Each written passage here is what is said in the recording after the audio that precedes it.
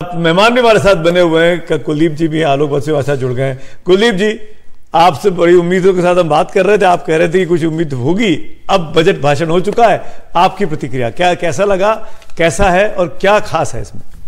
देखिए, मेरे ख्याल से जैसे कि संजय जी ने भी बोला, फोकस उनका बड़ा क्लियर है। जो 80 करोड़ लोगों को अनाज देना है, जो गवर्नमेंट की जो उन्होंने जो स्कीम शुरू की हुई है, उनके ऊपर वो वैसे का वैसे ही वो चलते जा रहे हैं। और दूसरी चीज़ इसमें ये थी कि जो फिस्कल डेफिसिट है 5.8, जिसको कि वो 5.1 के ऊपर जो लेके आए हैं, मेरे ख्याल से उसके ऊपर उन्होंने अपना फोकस को छोड़ा नहीं है। और हाँ, लेकिन ये जरूर निराशा का विषय है। जो मिडिल क्लास थी, जो टैक्स पेयर कुछ महसूस कर रहे थे कि थोड़ा बहुत जो इन्फ्लेशन का या EMI का जो इंटरेस्ट हाई रेट का जो उनके ऊपर प्रेशर है कि कुछ उस पर रिलीफ मिलेगा, उनको नहीं मिला है। पर मेरे ख्याल से हताश होने की जरूरत नहीं है। अभी 2 महीने के बाद जुलाई में दोबारा बजट आएगा, तो देखते हैं उसमें क्या होगा। लेकिन एक चीज जो वित्त मंत्री जी ने बड़ी अच्छे से कही कि जो पिछले 10 सालों में जो अचीव किया है, जो टैक्स सिंप्लीफिकेशन किया है, और एक जो उन्होंने जो प्रावधान लेके आए हैं कि जो डिस्प्यूटेड डिमांड है 25,000 रुपए तक की 2009-10 तक की, उसके बाद 2010 से 2014-15 तक 10,000 तक की, उनको वो डिलीट कर देंगे, तो उसके लिए वो परस्यू नहीं करेंगे। तो इससे थोड़ा और सिंप्लीफिकेशन हो जाएगा। और एक चीज उन्होंने और अच्छी जो गिनवाई की, जो टैक्स प्रोसेसिंग टाइम है पिछले 10 सालों में, अब वो सिर्फ रिटर्न प्रोसेस अब 10 दिनों में आ गया। और मेरे ख्याल से जो इस साल की जो रिटर्न लोगों ने फाइल किया, तो कई बार तो रिफंड आपको अगले दिन ही आपके अकाउंट में आ गया। तो मेरे ख्याल ये कुछ अच्छी बातें हैं। तो हमें और मतलब ये देखना पड़ेगा कि जो टैक्स कलेक्शन का टारगेट भी है, उन्होंने इस बार जो 26 लाख करोड़ मिल गया है और अगले बार का जो 30 लाख करोड़ रखा है, तो फिस्कल डिसिप्लिन पे खासकर उन्होंने इसका ध्यान दिया है। GVR शास्त्री प्रोफेसर भी हमारे साथ जुड़े हुए हैं, राजनीतिक विश्लेषक है, पॉलिटिकल कमेंटेटर हैं। शास्त्री जी, आपके पास आऊं, आलोक बसु भी मेरे साथ हैं, लेकिन पहले शास्त्री जी, मेरा सवाल आपसे है। करीब 1 घंटे का वोट ऑन अकाउंट, कोई बहुत बड़ी घोषणा नहीं, जिस तरह की बातें की जा रही थी, कैसे लगा आपको ये बजट, क्या कहेंगे शास्त्री जी? देखिए, ये हमारा जो देश है, इस देश को मिक्स्ड इकोनॉमी के ऊपर बेस है। मिक्स्ड इकोनॉमी की बेस पे फर्स्ट टाइम ये दिखने के लिए मिल रहा है पिछले 5 साल या 10 साल से जो मोदी जी सरकार आए थे, एक लीडरशिप इकोनॉमी ड्राइव कर रही है। It is deviating from capitalistic economy, it is not capitalistic economy. रुकिएगा शास्त्री जी, एक मिनट रुकिएगा, रिएक्शंस भी आ रहे हैं, सुनते हैं क्या कह रहे हैं नितिन गडकरी साहब। और रोजगार नए क्रिएट करने वाला है। मुझे विश्वास है कि इंफ्रास्ट्रक्चर को अब जब से ज्यादा प्रायोरिटी मिली है। हमारा भी बजट काफी बड़ा है और निश्चित रूप से आने वाले समय में हमारे देश का रेलवे का, हवाई जहाज, एयरपोर्ट्स, रोड और पावर, ये जो इंफ्रास्ट्रक्चर के चारों क्षेत्र हैं, हम वर्ल्ड स्टैंडर्ड के बनेंगे, ऐसा मुझे विश्वास है। देश के विकास को गति देने वाला, रोजगार को बढ़ाने वाला और गांव, गरीब, मजदूर, किसान के कल्याण की सोच रखने वाला ये बजट आदरणीय प्रधानमंत्री नरेंद्र मोदी जी के नेतृत्व में वित्त मंत्री निर्मला सीतारमण जी ने दिया है। मैं दोनों को बहुत बहुत शुभकामनाएं और शुभेच्छाएं देता हूं। नमस्कार। सुना आपने, नितिन गडकरी को बजट के लिए शुभकामनाएं दे रहे थे, अच्छा बजट बताया निर्मला सीतारमण को। जी शास्त्री जी, अपनी बात पूरी करिए 30 सेकेंड में। मिक्स्ड इकोनॉमी जो है, मिक्स्ड इकोनॉमी बेसिस पे जिस तरीके से हमारा अर्थव्यवस्था बनाई गई, जो 75 साल तक चलती आ रही थी, जो पिछले 10 साल से जो डायनेमिक्स एमर्ज हो रहा है, जो मोदी जी कर रहे थे, वो शायद किसी को समझ जल्दी आएगा नहीं। एक्चुअली चाहे जापानीज हो, कोरियंस हो, UK चाहे US हो, जो लीडरशिप इकोनॉमी जो वो होता है, ये ग्रोथ इकोनॉमी की फंडामेंटल्स पे चलती है, जो कंप्लीटली नया है हमारे, क्योंकि वो कंप्लीट नया की वजह से लोगों को समझना इतना आसान नहीं है। मैं एक बात को कह सकता हूं, ये साफ साफ कह सकते हैं, ये लीडरशिप इकोनॉमी ड्राइव हो रहा है। इसके लिए वर्थ एंड वैल्यू 2 आइटम होते हैं, एक वर्थ होता है, एक वैल्यू होता है। क्योंकि पिछला जो भी बजट चलते आ रहे थे, उसमें कहीं वर्थ नहीं दिखता था, वैल्यू दिखता था। लेकिन अब जब वर्थ वैल्यू से जुड़ जाता है, एक लाइन में बोलूं तो आपको बजट समझ में नहीं आया, आपको लग रहा है कि कोई उम्मीद नहीं है, उम्मीद नहीं बांधनी चाहिए, अगर मैं आपकी बातों को समअप करूं शास्त्री जी। नहीं, मैं आपको थोड़ा सा इसके बारे में बैकग्राउंड समझाना चाह रहा था। इस तरीके से टिप्पणी वाली नहीं थी, पूरा बैकग्राउंड था जो कंप्लीटली टेक्निकल एक लाइन में, क्योंकि मेरे पास वक्त की कमी है, बहुत से मेहमान रिएक्शंस आते जा रहे हैं। शास्त्री जी, मैं मजबूरी, बार बार आप बोलेंगे, बार बार मैं टोकूंगा, बार बार हम किसी और फीट पे जाएंगे। अगर आप आसानी से एक शब्द में कह दें कि बजट आपको कैसा लगा, अच्छा है कि नहीं है? बजट के अंदर एडवांटेजेस भी डिसएडवांटेजेस भी है, दोनों है, लेकिन ऐसा है कि एक रास्ता जो तय किया था जो लीडरशिप इकोनॉमी का, वो क्लियर विजिबिलिटी है। It is. आलोक जी के पास आना चाहूंगा। आलोक जी, राजनीतिक प्रतिक्रियाएं भी आने लगी। हमने सुना शशि थरूर को, फारूक अब्दुल्ला को, अखिलेश यादव का भी ट्वीट आया है। वो कह रहे हैं कि जो जनता विरोधी बजट देने का रिकॉर्ड है मोदी सरकार का, उसको कायम रखा गया है, और ये बजट जो है ये एक्चुअली विदाई बजट है, इसके बाद अभी सरकार वापस नहीं आई है। देखिए अखिलेश जी, विपक्ष तो ऐसी भाषा बोलेगा ही, पहले भी लोग ऐसे ही बोलते रहे हैं हर बजट पे, लेकिन अभी जो बात चल रही थी कि ये पॉपुलिस्ट बजट क्यों नहीं था, उसका मेन कारण है कि धरातल इतना ठोस बन चुका है।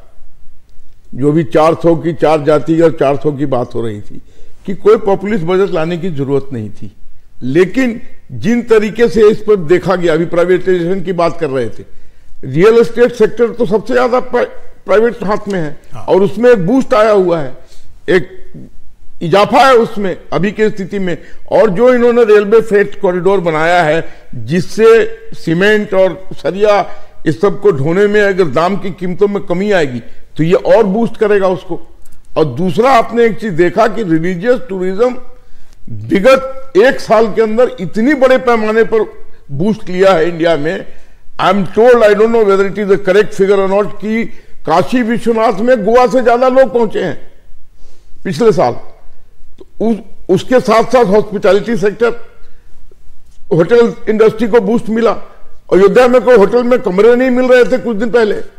तो इन सब चीजों पर भी जो फोकस आया है, वहां की लोकल इकोनॉमी भी बहुत बूस्ट हुई है।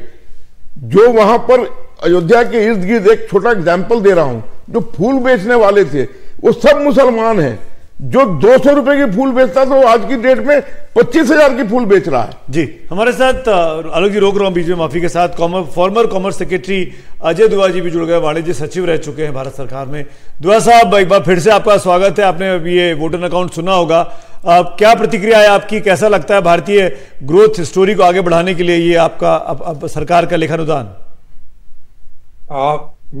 जो भारत जिस पथ पे है, 7% रेट ऑफ ग्रोथ, अभी भी जब दुनिया में इतनी अड़चन वगैरह हैं, कि उसके लिए ये जो बजट आया है बिल्कुल मेरे हिसाब से अनुकूल रहेगा। ये उसको आगे लेके जाएगा। और जो जैसे बजट में फिस्कल कंसोलिडेशन का भी बात किया गया, भाई 5.8 या 5.9 से हम इस बार ही 5.1 पे आ जाएंगे 1 साल के बाद, या 2025-26 में हम 4.5 पे आ जाएंगे। पर मेरा इसके साथ ये मुझे बिल्कुल लगता है कि मुमकिन है कि ये फिस्कल डेफिसिट हम कम कर पाएंगे। कारण अभी तक जो कैपेक्स में सरकार लीड ले रही थी, और सरकार जिस तरीके से कुछ पैसे दे रही थी स्टेट्स को भी आगे ले जाने के लिए, अब जैसे जैसे प्राइवेट सेक्टर बढ़ेगा और उनका एक्सपेंशन बढ़ेगा ही, जब इंफ्रास्ट्रक्चर बन रहा है, हाउसिंग के लिए ज्यादा तरतूद की गई वगैरह है, तो प्राइवेट सेक्टर के लिए डिमांड बढ़ रही है, तो यूटिलाइजेशन बढ़ेगा, वो कैपेक्स आएगा, तो इसलिए पैसा उपलब्ध हो जाएगा, जिसकी फिक्र रहती है हर बारी जब बजट बन। लेकिन अजय जी, माफी चाहता हूं, आपको बीच में रोक रहा हूं, लेकिन जो 7% की बात कही गई है सरकार की रिपोर्ट में भी, क्या आपको लगता है कि ये काफी है? हालांकि मैं जानता हूं कि ये बाकी सारे दुनिया में अगर देशों से तुलना की जाए तो सबसे ज्यादा है, लेकिन भारत जैसे देश के लिए क्या 7% काफी है? आपको लगता है कि ये 7 से भी ज्यादा होना चाहिए? और इसके लिए सरकार को ही पहल करनी पड़ेगी, प्राइवेट इन्वेस्टमेंट को बढ़ाएं, प्राइवेटाइजेशन करें, और साथ साथ जो बातें कही जा रही है ईज ऑफ डूइंग बिजनेस की, वो भी लगता है कि वो उस पटरी पर नहीं जा रहा, उस तेजी के साथ नहीं जा रहा है। इस तरह की बाधा भी आपको देखने को मिल रही है।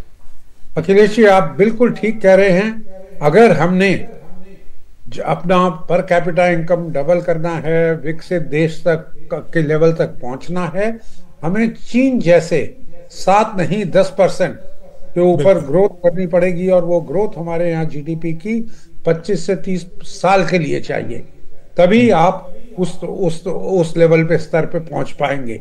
अब ये कहना आसान है कि कितना होना चाहिए, आपको वास्तविक स्थिति देखनी है। आप ये सब कुछ कर रहे हैं लोकशाही के मार्फत। आप कर रहे हैं ये जहां पे फेडरल सेटअप है, निर्णय बहुत स्टेट गवर्नमेंट्स लेंगी, और लोकशाही में हो सकता है कि जैसे हम देख रहे हैं कि स्टेट्स और सेंटर हमेशा ही एक ही दृष्टिकोण से चीज को नहीं देखते। हर एक का अपना वहां का स्थानिक प्रॉब्लम होता है, उसको पहले प्राथमिकता देते हैं। तो वो देखते हुए 10 ना भी हो, जरूर हमें हर साल 7 से 8% ले जाना, 5 साल बाद 8 से 9% ले जाना, वो करना मुमकिन है। और उसमें जैसे कहा गया कि प्राइवेट सेक्टर जरूर आगे ले जा सकता है जल्दी से पब्लिक सेक्टर के, पर हमने उसलिए जो उनको जो इंसेंटिव देने हैं, उत्तेजन करना है, वो सब इस बजट में के अलावा हर साल करना पड़ता है। आपने जो कहा ईज ऑफ डूइंग बिजनेस, हमने ढांचा तैयार कर लिया है पहले 8-10 साल में।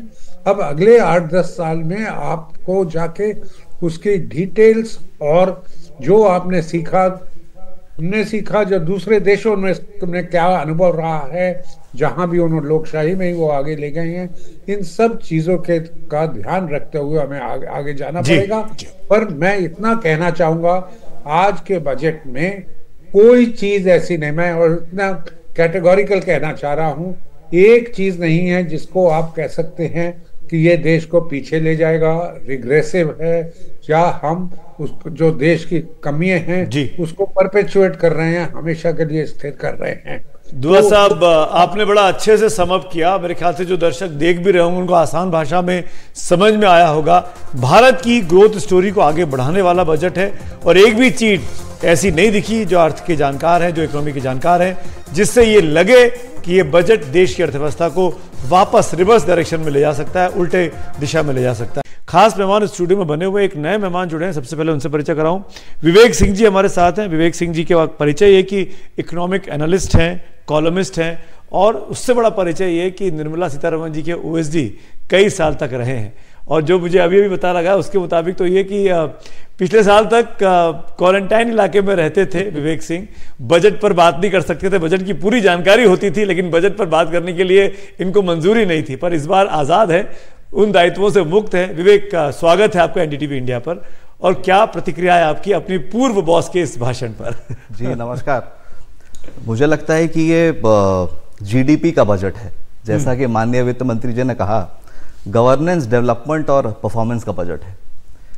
अगर मुझे 2-3 शब्दों में इस बजट को डिस्क्राइब करना रहा तो मैं बोलूँगा कि ये फ्यूचरिस्टिक बजट है, रिस्पॉन्सिबल बजट है और कंसिस्टेंट बजट है। कंसिस्टेंट इसलिए क्योंकि पिछली जो 2-3 ब्रॉड थीम्स रहे हैं, उस डायरेक्शन में जो एक लार्ज मोदी गवर्नमेंट की मोदीनॉमिक्स की पॉलिसी है मूव करता है। वो जैसे इंफ्रास्ट्रक्चर पे क्लियर फोकस है, केपेक्स को दोबारा बढ़ाया गया है, लगभग 11 लाख करोड़ कर दिया गया है, कोई फिस्कल स्लिपेजेस नहीं है, बहुत रिस्पॉन्सिबल बजट उस वे में है कि भाई चुनावी बजट की अपेक्षा थी, उसके अलावा उसके बावजूद अगर आप फिस्कल डेफिसिट को 5.1% पे रख पा रहे हैं अगले साल तो बहुत बड़ी बात है। और फ्यूचरिस्टिक बजट इसलिए है क्योंकि एक आने वाले 25 सालों में जो विकसित भारत का लेखा जोखा है, एक तरह से दिशा निर्देश देता है। वो 1 गीगावाट विंड एनर्जी की बात हो, ईवी इंफ्रास्ट्रक्चर डेवलप करने की बात हो, एक हाई पावर्ड कमेटी की बात हो इंडिया की डेमोग्राफिक्स को स्टडी करने के लिए, या फिर सोलर एनर्जी की बात हो, या फिर डिफेंस के क्षेत्र में डीप टेक की बात हो। ये सब ऐसे विषय हैं जो कि चर्चा में रहे हैं, और ये बजट एक तरह से विकसित भारत का विजन डॉक्यूमेंट है। लेकिन एक चीज जो शुरुआत में मैंने कही भी कि हो सकता है कई लोगों को निराशा हुई हो कि आयकर दरों में कोई बदलाव नहीं किया गया, इसको लेकर के क्या स्पष्टीकरण होगा? क्योंकि जनता तो उम्मीद करेगी, हर बार चाहेगी कि कुछ ना कुछ झोली में मिले। इसको इंटरिम बजट के कॉन्टेक्स्ट में देखने की जरूरत है। एक वित्त मंत्री का और एक प्रधानमंत्री का पिछले 1 महीने में दिया गया 2 बयान आपके सामने है। प्रधानमंत्री ने कल जब बजट सत्र से पहले जर्नलिस्ट को एड्रेस किया तो उन्होंने ये कहा था कि जो परंपराएं हैं उसके तहत हम कोई बड़ा अनाउंसमेंट नहीं करेंगे। और एक महीने पहले जब वित्त मंत्री CII के कॉन्क्लेव में थी तो उन्होंने भी स्पष्ट कर दिया था कि कोई बड़ा अनाउंसमेंट यहाँ पे नहीं होगा। जहाँ तक टैक्स के अनाउंसमेंट्स की बात है तो पिछले साल direct tax side, specially personal income tax में काफ़ी बड़े अनाउंसमेंट्स हुए थे। एक नए टैक्स स्लैब की घोषणा हुई थी जिसके तहत 7 लाख तक कोई इनकम टैक्स नहीं है। जो इनडायरेक्ट टैक्स है, जो GST, वो लार्जली बजट के रेमिट से बाहर होता है क्योंकि GST काउंसिल उस पर निर्णय लेती है। और मुझे लगता है कि वित्त मंत्री ने चुनावी साल में कस्टम्स में कोई चेंजेस करने का निर्णय, इंटरिम बजट है इसलिए किया। तो एक्सपेक्टेशंस तो हमेशा रहते हैं, बट ये भी दिखाता है कि गवर्नमेंट अपनी आर्थिक नीतियों को लेके बहुत कॉन्फिडेंट है और बहुत रीअश्योर्ड है कि उन्होंने किसी भी टेम्पटेशन को रेजिस्ट किया। तो ये कॉन्फिडेंस भी बोल रहा है कि आश्वस्त है पूरी तरह से कि वापसी करेंगे। जो कल PM मोदी की आप बात करें, संसद भवन की सीढ़ियों पे खड़े होकर उन्होंने बोला था, उन्होंने कहा था कि जुलाई में हम खुद अपना नाम लेकर था कि हम जुलाई में फुल बजट लेकर आएंगे। तो इतना कॉन्फिडेंस। आज वित्त मंत्री के भाषण में 2 ऐसी पंक्तियां हैं। एक वो कहती हैं कि जब हम जुलाई में फुल बजट प्रेजेंट करेंगे तो विकसित भारत का पूरा रोड मैप देंगे आपको। एक जगह और उन्होंने कहा है कि मुझे पूरा विश्वास है कि जनता हमें ब्लेस करेगी। तो बजट स्पीच से ही ये 2 लाइनें आपको बताती है कि सरकार काफी कॉन्फिडेंट है अगले इलेक्शन के बारे में। मेरे साथ एक और मेहमान जुड़ गए हैं, प्रोफेसर अंजल प्रकाश हैं। विवेक आप रहिए, कुलदीप जी भी हैं, आलोक वत्स भी हैं। और ये बता दूं कि PM मोदी की जो बाइट है वो थोड़ी देर में आने वाली है। समय जैसे आएगी प्राइम मिनिस्टर, हम आपको लाइव सुनाएंगे प्राइम मिनिस्टर का क्या प्रतिक्रिया आती है। लेकिन एक क्विक रिएक्शन प्रोफेसर अंजल प्रकाश से ले लेता हूँ, जो कि क्लीन एनर्जी के बारे में लेखक भी हैं, एसोसिएट प्रोफेसर हैं, रिसर्च डायरेक्टर हैं भारतीय इंस्टीट्यूट ऑफ पब्लिक पॉलिसी में। ये बताइए प्रोफेसर प्रकाश, बिजली के क्षेत्र में सोलर एनर्जी को, सोलर सूर्य ऊर्जा को बढ़ावा देने के लिए जो 300 यूनिट मुफ्त बिजली की बात की गई है, ये कितना बड़ा और कितना क्रांतिकारी कदम है स्पेसिफिकली? ये नमस्कार, थैंक यू सो मच। ये बहुत ही क्रांतिकारी है क्योंकि देखिए आज के परिप्रेक्ष्य में जो हम हरित और जीवंत भविष्य की बात कर रहे हैं उसकी में एक बहुत बड़ा कदम है। सौर ऊर्जा का जो समर्थन है, खासकर जो अमृतकाल की रणनीति है, इसके तहत बजट ने इसको बढ़ावा देने के लिए विभिन्न योजनाओं की संजीवनी दी है। इस पे छत पर जो सौर ऊर्जा की जो पहल है, ये बहुत ही क्रांतिकारी कदम है। अभी जो आप देखें कि हमारे यहाँ करीब 78 गीगावाट जो है सौर ऊर्जा का उत्सर्जन हो रहा है, जो हम हार्वेस्ट कर रहे हैं। लेकिन इस एक छोटी सी नीति के कारण हमें बहुत फिलिप मिलने वाला है। चाइना में आज के जमाने में 216 गीगावाट एनर्जी का उत्पादन हो रहा है, बट वो सौर ऊर्जा जो है वो इंडस्ट्रियल प्रोसेस से होती है। ये अगर हम हाउस होल्ड एनर्जी की बात करें तो इसमें आप देखिए 2 चीज होगी। एक तो आप जो कह रहे हैं सरकार की जो मुफ्त एनर्जी 300 यूनिट हमें मिलेगी, इसमें क्योंकि अब आप खुद ही उत्पादन करेंगे और खुद ही इसका कंजम्पशन करेंगे। दूसरी बात कि आप इसको बेच भी सकते हैं, तो ये बहुत बड़ा कदम है मेरे हिसाब से। और आप देखिए तो जो 2070 का जो हमारा नेट जीरो का गोल है, उसके तरफ पहुंचने का बहुत ही बड़ा कदम हम देख रहे हैं। दूसरी बात एक और भी है इसमें कि जो हमारा जो अभी के हिसाब से जो आप देखिए कि जो हमारी एनर्जी रिक्वायरमेंट है, उसमें 50% जो है एनर्जी रिक्वायरमेंट अभी नॉन रिन्यूएबल एनर्जी सोर्सेस से आ रही है। इसका ये जो प्रपोर्शन बहुत जल्दी बहुत ज्यादा बढ़ने वाला है। हमने जो अपना कमिटमेंट, ग्लोबल कमिटमेंट किया था, उसको 7 साल पहले ही हमने उसको पूरा कर दिया है और हम उसमें एक आगे की तरफ जा रहे हैं। तो ये जो मेरे हिसाब से बहुत बड़ा कदम है। इससे ये अभी दिखने में छोटा लग रहा है बहुत लोगों को, लेकिन आगे आप देखिएगा इससे जो उत्सर्जन के मामले हैं, कार्बन उत्सर्जन के मामले में, उसमें बहुत कमी आएगी। India carbon commitment will be much better as we go along. Professor Prakash, 10 में से कितने नंबर दे रहे हैं आप? जल्दी से नंबर तो मैं छोटा सा आदमी हूं, मैं तो नहीं दे सकता हूं, बट मैं तो 8 से 9 दूंगा अभी के हिसाब से। 10 में 10 भी दे सकते हैं। इसमें बहुत बड़ा कदम है, ये बहुत बड़ा कदम। मुझे तो लगा था कि आप 10 में से 12 देने वाले हैं आपकी बातें सुन के। तो वित्त मंत्री निर्मला सीतारमण ने अंतरिम बजट पेश कर दिया है। कई महत्वपूर्ण ऐलान भी इसमें किए गए हैं और साथ ही ये भी उन्होंने स्पष्ट किया कि चूंकि ये अंतरिम बजट है इसलिए इसमें वो कोई लोक लुभावन वादा या उस तरह की कोई बात नहीं कर रही है। आयकर की दरों को बरकरार रखा गया, उनमें कोई भी बदलाव नहीं किया गया है। हमारे साथ इस पर चर्चा करने के लिए खास मेहमान स्टूडियो में बने हुए हैं। विवेक जी, आपके पास आना चाहूँगा। जो बात अभी हम पीएम मोदी के जुबानी सुन रहे थे, उन्होंने फिस्कल डेफिसिट की बात की और कहा कि एक फिस्कल डिसिप्लिन को रखने के लिए सरकार प्रतिबद्ध है। इसके बावजूद भी जो कैपिटल एक्सपेंडिचर है 11 लाख करोड़ करने का फैसला सरकार ने किया है। इंफ्रास्ट्रक्चर को लेकर के आप खासतौर से किस तरह से देखते हैं, और जो स्कीम्स मोदी सरकार ने पिछले 10 वर्षों में घोषणा की है उनका सैचुरेशन, उनका लाभ अंतिम व्यक्ति तक पहुंचे, इसके लिए आपको लगता है कि क्या महत्वपूर्ण बातें इसमें आई हैं? अखिलेश, दोनों ही महत्वपूर्ण विषय हैं। इंफ्रास्ट्रक्चर के क्षेत्र में तो इस सरकार का विशेष प्रायोरिटी रही है इंफ्रास्ट्रक्चर, और 11 लाख करोड़ का फिगर आइसोलेशन में देखने की जरूरत नहीं। 2014 में ये फिगर लगभग 3-3.5 लाख करोड़ था, तो ऑलमोस्ट 3.5 गुना हो गया है पिछले 10 साल में। सिर्फ स्पेंडिंग नहीं बढ़ी है, क्वालिटी ऑफ एक्सपेंडिचर भी बढ़ा है। मैं आपको समझाता हूं कैसे। इंडिया का इंक्रीमेंटल कैपिटल आउटपुट रेशियो पिछले 9 साल में लगभग आधा हो गया है। इसका मतलब यह है कि आधे कैपिटल से हम उतना ही आउटपुट कर पा रहे हैं जितना 1 यूनिट से करते थे 2014 में। इंफ्रास्ट्रक्चर के क्षेत्र में इस बजट में आप देखेंगे जो सबसे महत्वपूर्ण योजना मुझे दिखती है वो है 3 स्पेसिफिक रेलवे कॉरिडोर्स बनाने के लिए, एक पोर्ट्स को जोड़ने के लिए, एक हाई ट्रैफिक कॉरिडोर्स को हाई ट्रैफिक लाइंस को जोड़ने के लिए, और तीसरा जो मिनरल्स और सीमेंट जैसे प्रोडक्ट्स हैं उनको जोड़ने के लिए। दूसरा जो मुझे इंफ्रास्ट्रक्चर के क्षेत्र में बड़ा अनाउंसमेंट दिखता है वो है जो मिडिल क्लास हाउसिंग की बात है, जो बहुत समय से ये मांग रही है कि भाई मिडिल क्लास की अर्निंग तो बढ़ी है लेकिन कई राज्यों में अभी भी जो रेंट्स हैं वो बहुत हाई होते हैं, तो अपना घर अभी भी एक सपना है। तो अब प्रधानमंत्री आवास से ऊपर एक स्तर उठकर अब मिडिल क्लास भी अपने घर की अपेक्षा रख सकता है सरकार से। इंफ्रास्ट्रक्चर के क्षेत्र में और रोड्स और पोर्ट्स पे तो फोकस रहा ही है। इंफ्रास्ट्रक्चर के क्षेत्र में एक बात जो और उल्लेखनीय है कि यह पैसा सिर्फ सेंट्रल गवर्नमेंट खर्च नहीं कर रही है।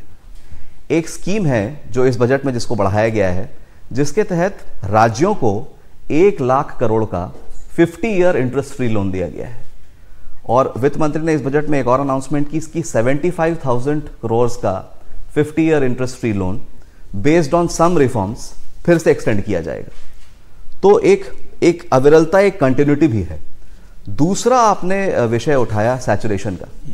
वित्त मंत्री ने एक बहुत इंपॉर्टेंट बात इसमें कही कि किसी भी सरकारी योजना की जो सबसे नीचे वाली प्रणाली थी वो 2014 से पहले विलेज लेवल था, गांव का स्तर था, राज्य फिर डिस्ट्रिक्ट फिर विलेज। अब ये जो हम सैचुरेशन की बात कर रहे हैं तो हम गांव से भी आगे बढ़कर हर एक इंडिविजुअल तक पहुंच रहे हैं।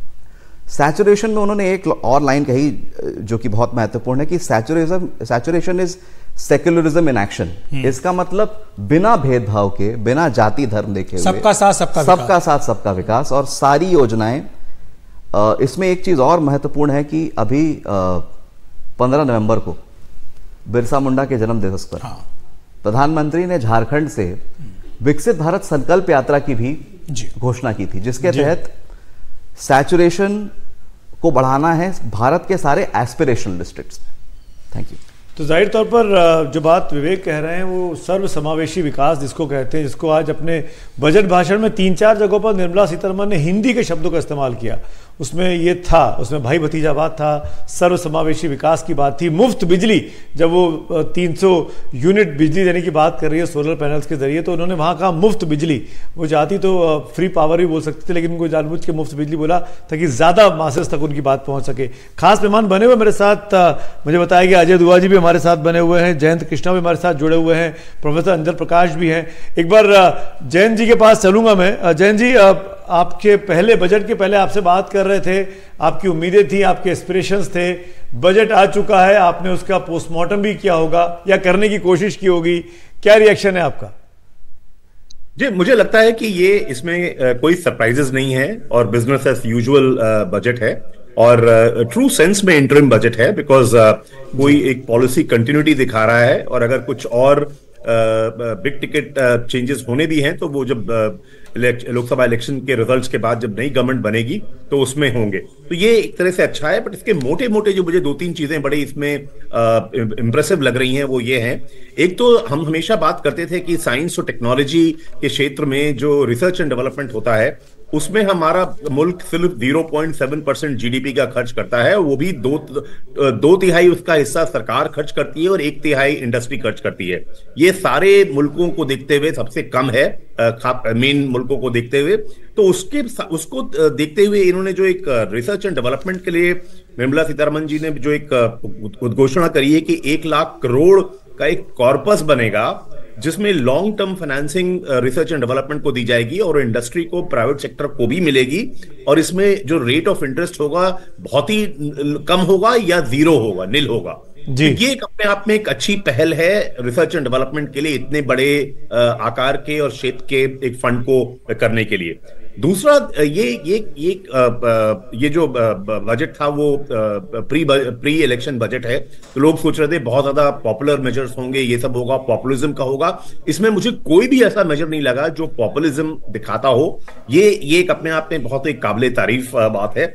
और दूसरी चीज इसमें इंफ्रास्ट्रक्चर में, जिसमें ऑलरेडी हमारा बहुत ज्यादा पिछले 4 सालों में करीब ट्रिपल हो गया है हमारा जो बजट का एलोकेशन था, उसको उस बड़े बेस को भी अगर 11.1% का इंक्रीज्ड एलोकेशन है और फिर भी जो फिस्कल डेफिसिट है वो 5.1% ऑफ जीडीपी में कंटेन करने की बात करी गई है इस फाइनेंशियल ईयर के एंड तक। तो ये अपने आप में बहुत बड़ी चीज है। ये इंफ्रास्ट्रक्चर स्पेंडिंग जो है ये 3.4% ऑफ जीडीपी है और एक करीब 11.11 लाख करोड़ के बराबर है। ये एक बहुत, बिकॉज इंफ्रास्ट्रक्चर इंडिया का पिछले 10-15 सालों में बहुत इंप्रूव हुआ है और ये जर्नी आगे चलती रहनी चाहिए। बिकॉज जी जयंत जी, ये मुझे लगता है ये मेजर आइटम्स मुझे लग रहा है बजट। मैं लौटूंगा आपके पास, आप और मेहमान भी हमारे साथ बने हुए हैं, लेकिन कुल मिलाकर देखा जाए तो विकास का जो पहिया सरकार ने चलाने की कोशिश की थी बीते अपने 10 साल के कार्यकाल में,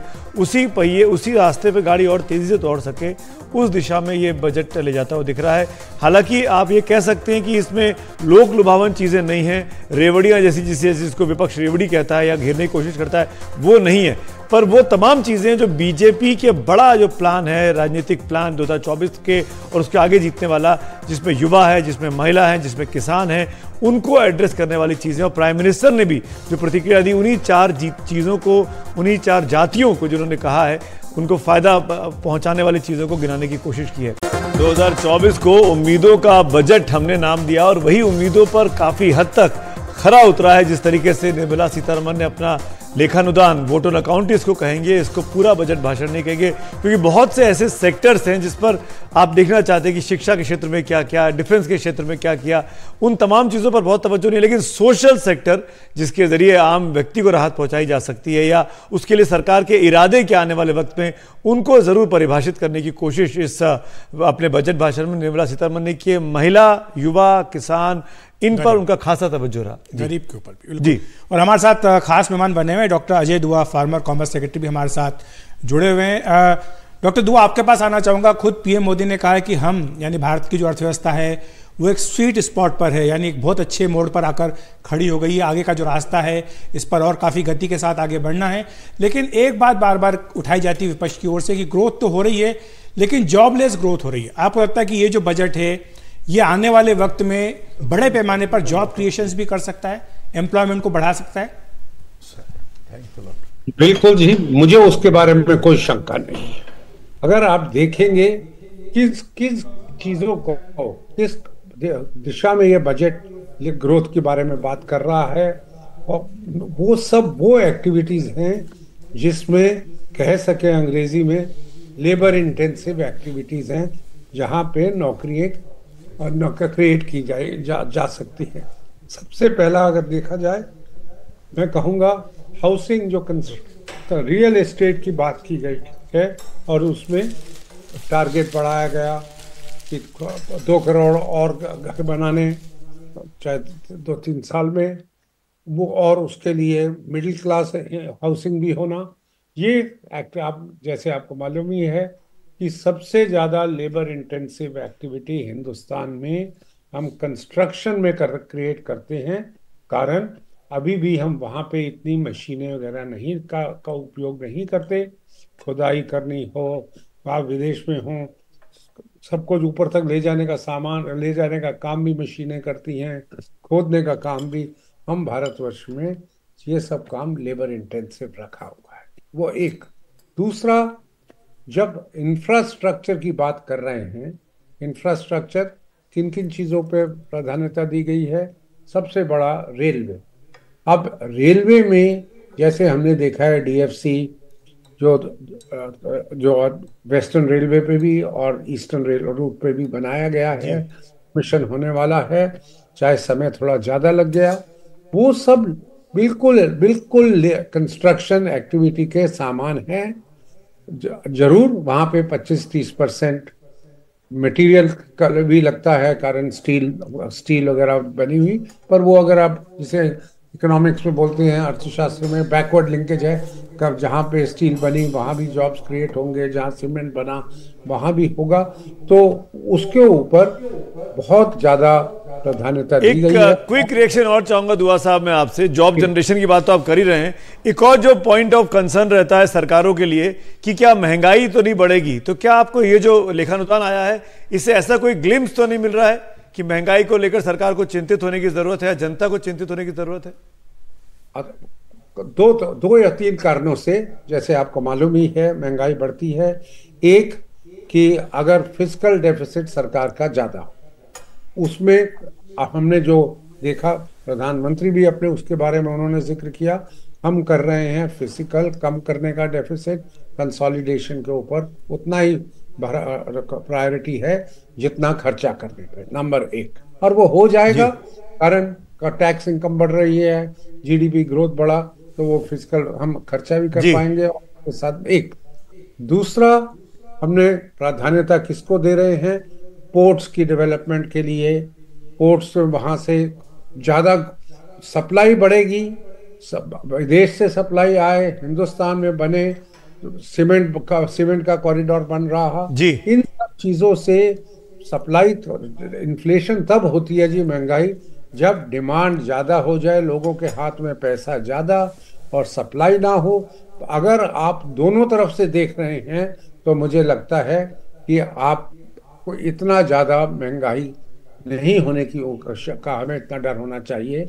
और तीसरा, फाइनली मैं कहूँगा कि अगर रिजर्व बैंक अपने रेट्स ठीक रखे तो पैसे की उपलब्धता करा सकता है, और रिजर्व बैंक ने इस साल संकेत दिया है। ठीक है दुआ साहब कि हम विवेक जी इस पे कुछ कहना चाहते हैं? जी विवेक जी। सर, इन्फ्लेशन वाला पॉइंट बहुत इंटरेस्टिंग है, क्योंकि 2008-9 में जब इकोनॉमिक क्राइसिस हुआ तो उसके रिस्पॉन्स में जो पैकेज आया उसके कारण जो हमारा फिस्कल डेफिसिट बढ़ा, जिसके कारण 2012 से 14 में हाइपर इन्फ्लेशन रहा। बनिस्बत इसके जब कोविड क्राइसिस आया उसका हमारा रिस्पॉन्स इतना मेजर्ड था कि सिवाय 1-2 साल के हमारा फिस्कल डेफिसिट बढ़ा नहीं, और अभी भी इस बजट में भी है कि हम वो ग्लाइड पाथ फॉलो करेंगे, उसको अडियर करेंगे। तो ये जो कमिटमेंट है टू फिस्कल डेफिसिट, लार्जली ये बहुत हद तक रिस्पॉन्सिबल है इंडिया में इन्फ्लेशन मैनेजमेंट के लिए।